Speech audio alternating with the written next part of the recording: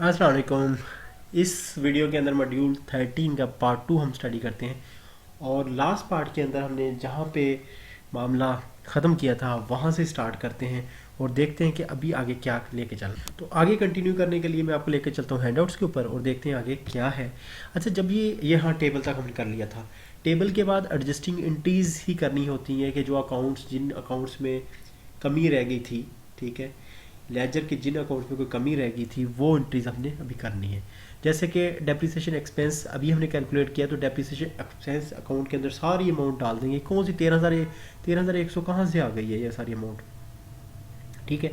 अब ये देखें कि फार ईयर वाले जितने भी हमारे डेप्रिसिएशन थी 2,000, 3,600, 1,500, 6,000, ये सारी आपने कंसर्न में करके, तो हमें पता है कि जो डेप्रिसिएशन एक्सपेंस है इनकम स्टेटमेंट के अंदर जाता है वो हमारे पास था ही नहीं।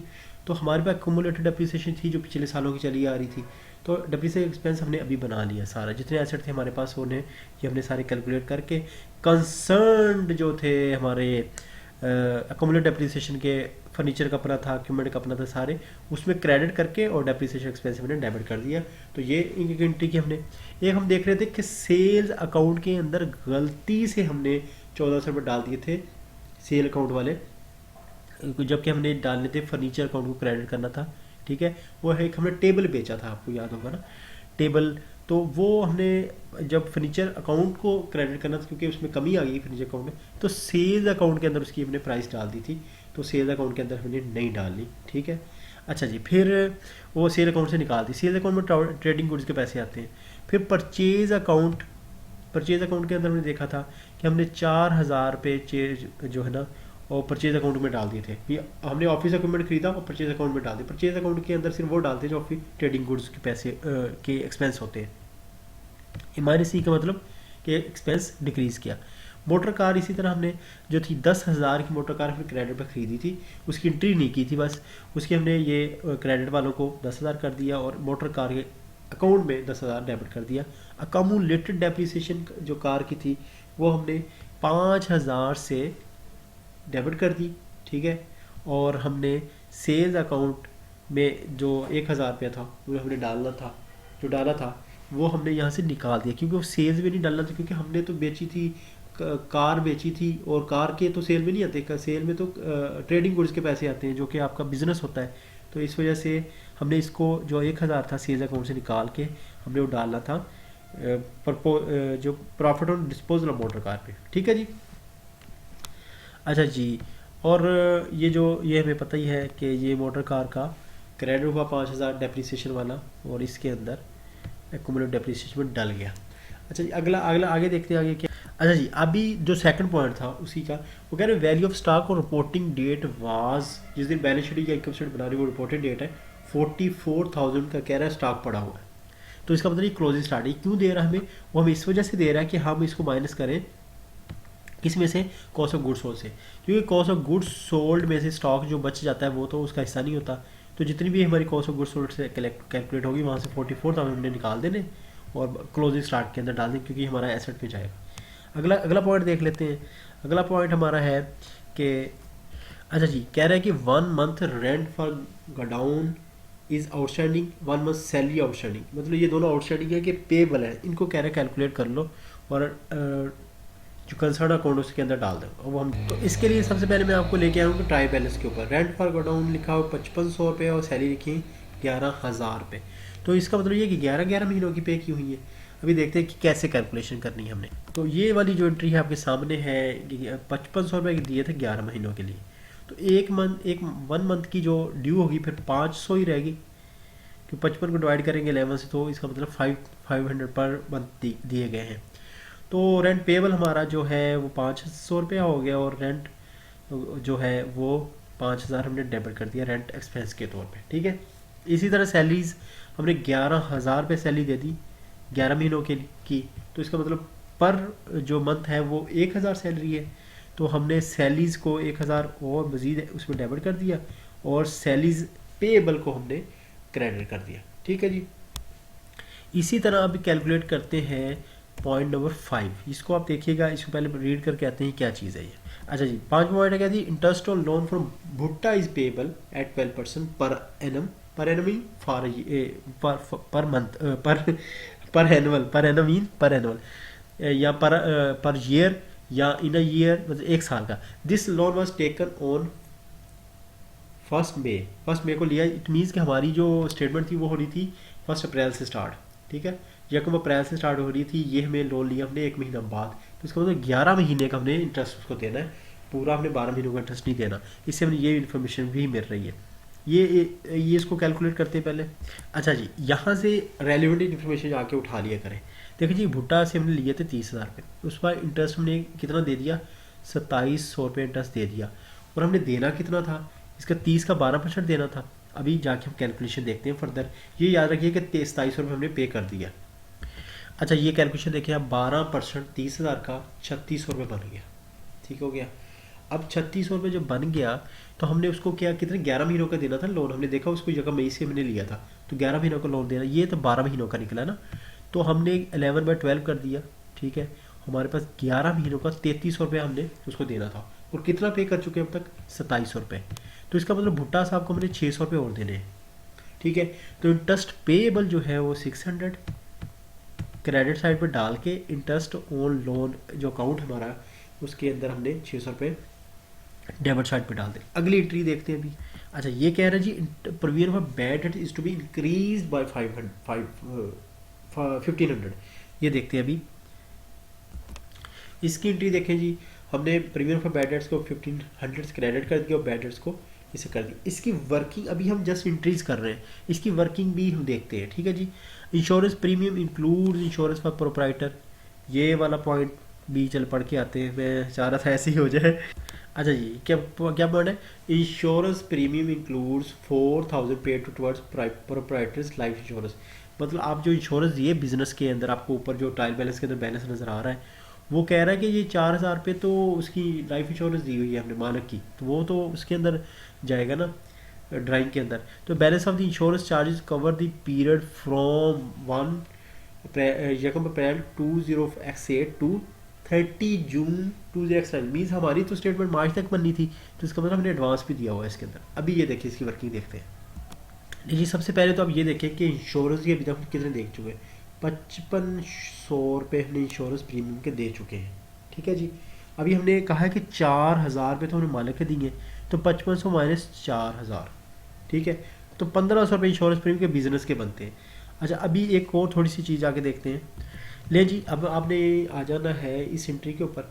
क्या था कि 5500 में से 4000 मालिक की जो लाइफ इंश्योरेंस वो निकाल दी हमने, बाकी 1500 बचे।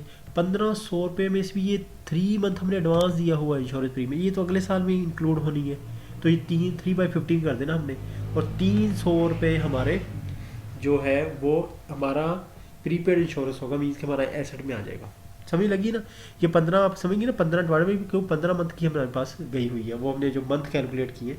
तो 3 मंथ ऊपर जो जा रहे थे, मार्च तक बननी थी, मार्च 20x9 तक बननी थी, उससे ऊपर जो गए हमने उसको उस तरह डिवाइड कर दिया और हमने 300 रुपये हमारे एक्स्ट्रा गए हुए। तो हमने ये ट्री आप देख लीजिएगा, इंश्योरेंस प्रीमियम को क्रेडिट करके और इसको ना करके, तो मीन्स के 1200 रुपये पीछे बचे जो कि एक्चुअली हमारे इस बिज़नेस से रिलेट करते हैं, ठीक है जी। अगली एंट्री देखें अभी। ले जी, 8 नंबर एंट्री वही आ गई जो मैंने कहा था कि वो जो 30,000 रुपये कॉस्ट शो हो रही है एसेट की, वो एक्चुअली जो है उसके अंदर से half of which is use for residential purpose by Sheikh साहब। शेख साहब जो मालिक है बिजनेस के, वो अपने पर्पज़ के लिए यूज़ कर रहे हैं। इस वजह से ये एडजस्टमेंट हम पहले कर चुके हैं, तो इस वजह से मजीद इस एंट्री नहीं करनी। एंट्री होगी वो मैं आपको दिखा देता हूँ। Discount allowed to debtor 600 has been wrongly debit to discount allowed by the creditor. हमने 600 रुपये का डिस्काउंट दिया और हमने लिख किस में दिया कि हमने डिस्काउंट रिसीव हुआ। तो ये 2 एंट्री हम देख लेते हैं जल्दी से।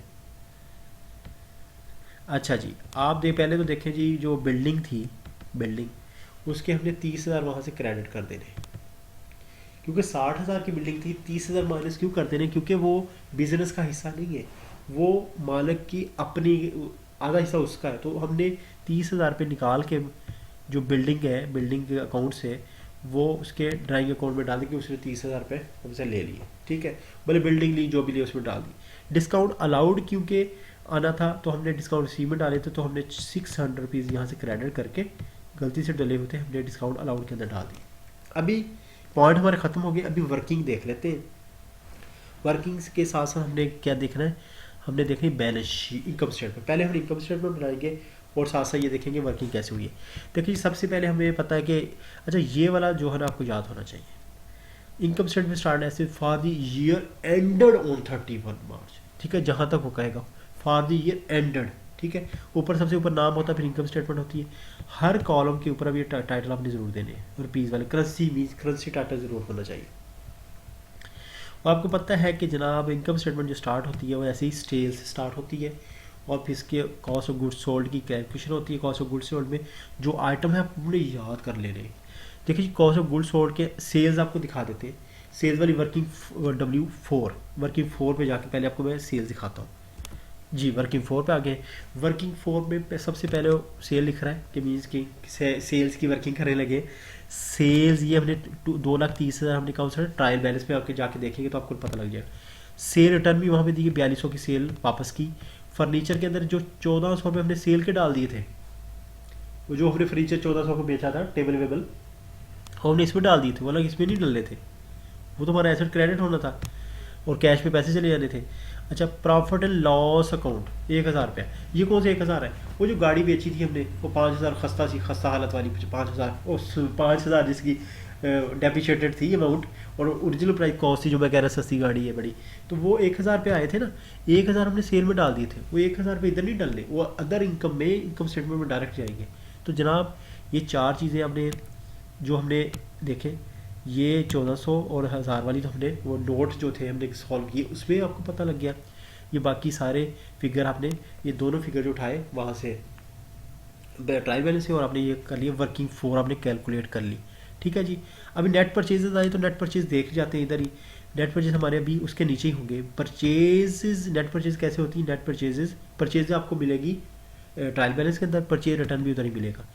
Minus office equipment, office equipment 4000, ये कौन सा? ये याद हमने एक नोट हल किया था, उसमें हमने कहा था कि ऑफिस का इक्विपमेंट खरीदा हमने और एक्सपेंस डाल दिया परचेजेज में। परचेजेज में तो होती है ट्रेडिंग गुड्स, तो इस वजह से हमने यहाँ से निकालना 4000 रुपये। तो कहने का मतलब ये दोनों आइटम मिले हमें ट्रायल बैलेंस से और तीसरा आइटम मिला हमें यहाँ से नोट जो नीचे लिखे होते हैं। ये दोनों फिगर हम देख लिए। ऊपर चले अभी दोबारा। अच्छा जी अभी देखिए सेल्स की वर्किंग मैंने दिखा दी, फिर कॉस्ट ऑफ गुड्स सोल्ड आपने लिखना है। उसके बाद हमने ना ओपनिंग स्टॉक कहाँ से मिलेगा? आपको ट्रायल बैलेंस मिलेगा। अब मैं हर चीज़ जो ना आपको बार बार नहीं दिखा सकता ले जाके, क्योंकि फिर वो मुझे स्क्रॉलिंग बहुत करनी पड़ती है। ओपनिंग स्टॉक अब देखें 62,000 लिखा होगा। परचेज मैंने वर्किंग आपको दिखा दी अभी, ठीक है। तो 1,33,000 की थी वो वर्किंग। फ्रेट भी आपको ट्रायल बैलेंस से सीधा सीधा मिलेगा, कोई इसमें रॉकेट साइंस नहीं है। कैरेज इनवर्ड्स भी आपको यहाँ से मिलेगा, ठीक है जी।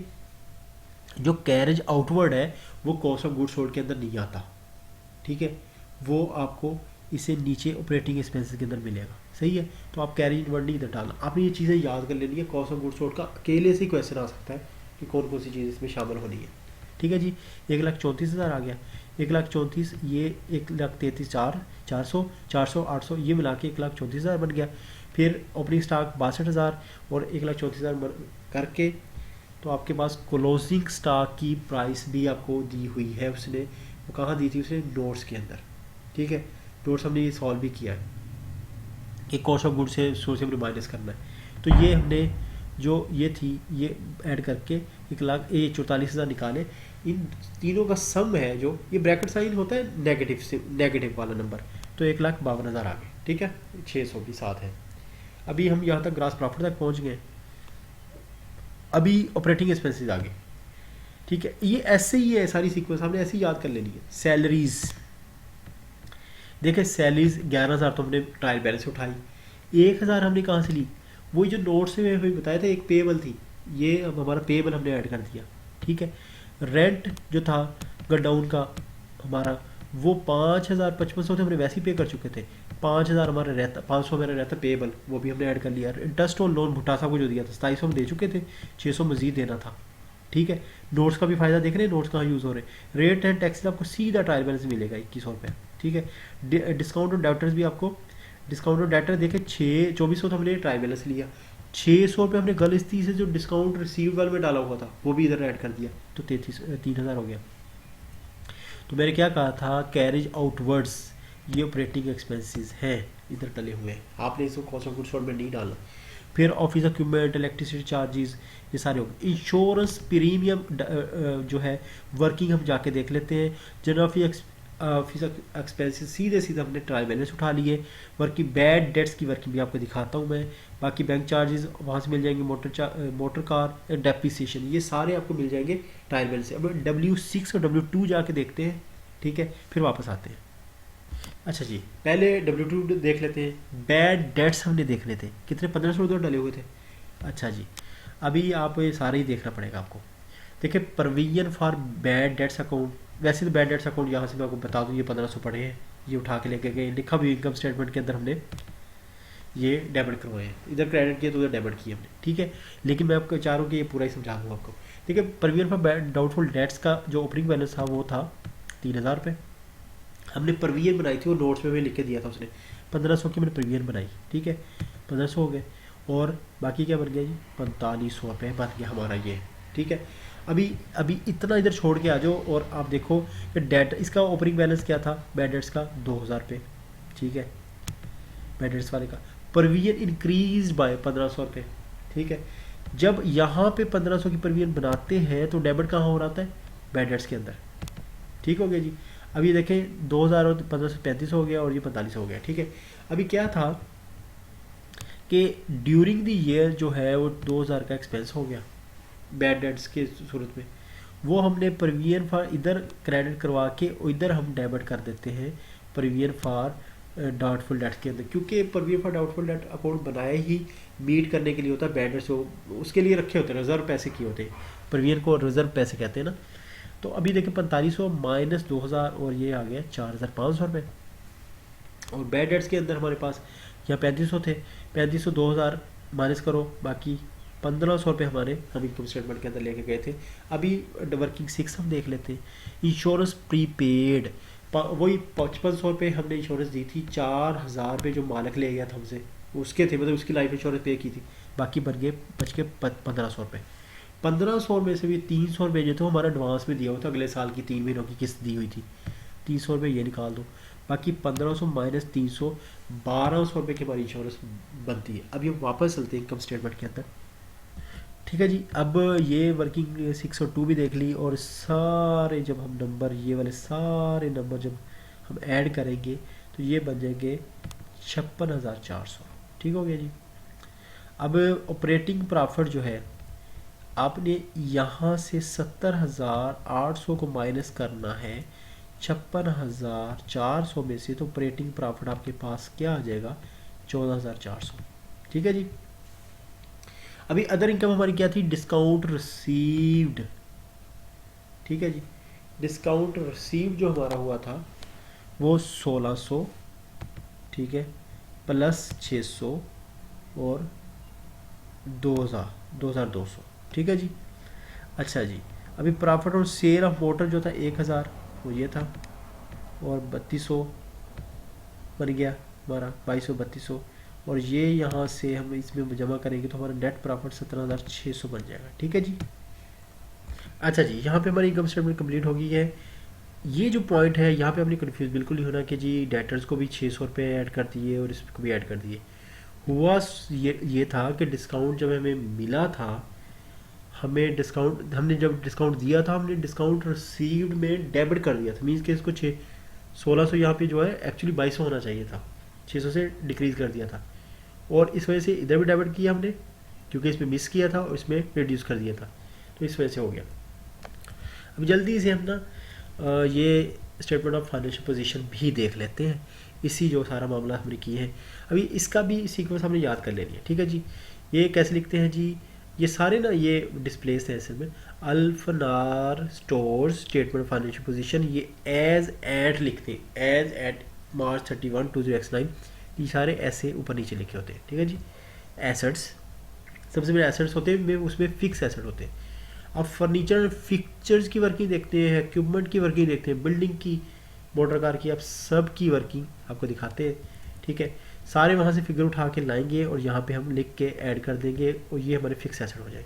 सारी वर्किंग है, हमें एक ही बार बल्कि देख चुके हैं वर्किंग वाली, ये डेप्रीसिएशन वाली है, ठीक है। और डेप्रीसिएशन वाली जो आखिरी जो अमाउंट है जो NBV है ये यहाँ पे लिखी हुई है, आप वहाँ से देख लीजिएगा। ठीक है जी, चले आपको दिखाई देते हैं, आपने फिर कहना ये आखिरी NBV सबकी कैलकुलेट की हुई। ठीक है जी, ये सारे NBV जो है ये उसकी बैलेंस शीट के अंदर जाती है।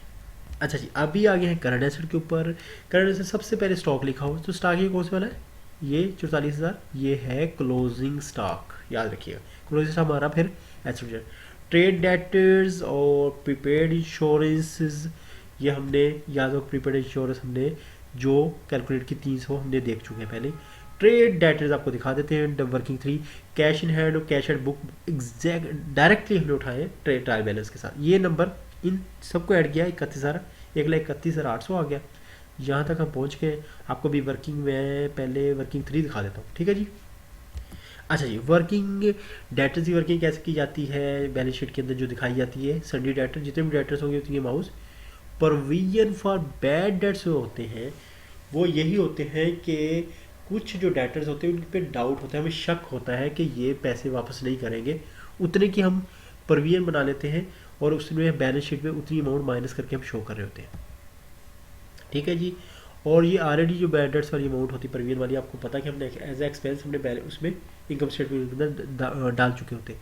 तो 83500 जो है वो हमने डेटर्स दिखाने बैलेंस शीट के अंदर। दोबारा ऊपर चलते हैं। अच्छा जी, ले जी आपके पास ये 83500 आ गया। फिर ओनर्स इक्विटी पे आ जाए। कैपिटल हमने सीधा उठाया है कहाँ से, ट्रायल बैलेंस से। नेट प्रॉफिट भी, नेट प्रॉफिट कहाँ से उठाया, ट्रायल बैलेंस से नहीं आया है, ये इनकम स्टेटमेंट से आया है। ठीक है, 17,600 याद होगा आपको। Dying dying dying dying W7 वाली वर्किंग देख के आते हैं, फिर आगे चलते हैं। खैर 1,62,17 17,000 जमा किया और ये ब्रैकेट वाली सिंबल माइनस की इनमें से, और 1,33,000 रुपये हमारे पास आगे हैं। ठीक है जी, ऑन इक्विटी यहाँ पे लाइबिलिटी वाला पोर्शन शुरू हो गया। अभी W7 वाली वर्किंग देख के आते हैं। अच्छा जी, W7 पे आ गया ड्राइंग्स। 12,000 हमने कहाँ से उठाए, सीधे सीधे हमने उठाए वहाँ से ट्रायल बैलेंस से। 4,000 वही है जो इसकी लाइफ इंश्योरेंस दी थी, लाइफ इंश्योरेंस पे की थी ना हमने मालिक की, कंपनी के मालिक की, तो वो 4,000 इसके अकाउंट में डलेंगे डालेंगे। 30,000 की वो बिल्डिंग जो चुपके से यूज़ कर रहा था, हमने इसको पकड़ लिया कि भाई वो 30,000 किधर है, ये बिजनेस के हैं, ये पकड़ो अपने, आपने निकाल लिए पैसे 30,000। तो हमने उसको 30,000 उसके खाते में डाल दिए और हमारे बन गए इसकी ड्राइंग। उसने मीन्स के उसने जो पैसे निकाल लिए मालिक ने, वो 46,000 रुपये निकाल लिए अभी तक। ठीक है, दोबारा चलते हैं जी ऊपर। तो जनाब इसके साथ हम यहाँ पहुँच गए हैं लाइबिलिटीज़ के ऊपर। और लॉन्ग टर्म लाइबिलिटीज़ में सबसे पहले लिखा है भुट्टा साहब का जो लोन है लंबे अरसे के लिए हमने लिखा हुआ है 30,000 रुपये। ठीक है जी, और 30,000 का लोन लिया हमने भुट्टा साहब का। और करंट लाइबिलिटीज़ में क्रेडिट फॉर मोटर कार जो 10,000 का था। Trade debtors 43,000। Outstanding expenses 15,000। Outstanding means जो पेएबल होते हैं outstanding. Interest on loan payable. ठीक है, क्या हुआ, एक तो भुट्टा साहब का लोन हमने 30,000 पहले ही देना है, ये 600 कहाँ से आ गया, हमने याद है 2700 रुपये पे कर दिया था, 3300 टोटल बनता था, 600 रुपये हमने भुट्टा साहब की और देने थे, तो वो भी लाइबिलिटी है। करंट लाइबिलिटी होती है, इंटरेस्ट होते हैं करंट लाइबिलिटी, और जो लोन होते हैं वो अक्सर ही हमारे लॉन्ग टर्म लोन होते हैं। तो हमने इस सब को जब ऐड किया तो 85,100 आ गया। आपने जब इसको और इस वाले फिगर को ऐड करना है तो जो फिगर यहाँ आएगा लाइबिलिटीज़ वाला, वो ही फिगर करंट और फिक्स एसेट का आना चाहिए। ठीक है, तो इसके साथ ही माशाल्लाह से हमने सेकंड पार्ट भी खत्म कर लिया। थर्ड पार्ट के अंदर मुलाकात होती है और उसके अंदर इसी तरह की एग्जाम्पल और करनी है और हमारा इंशाल्लाह ये मॉड्यूल खत्म हो जाएगा। चलिए, अल्लाह हाफिज़।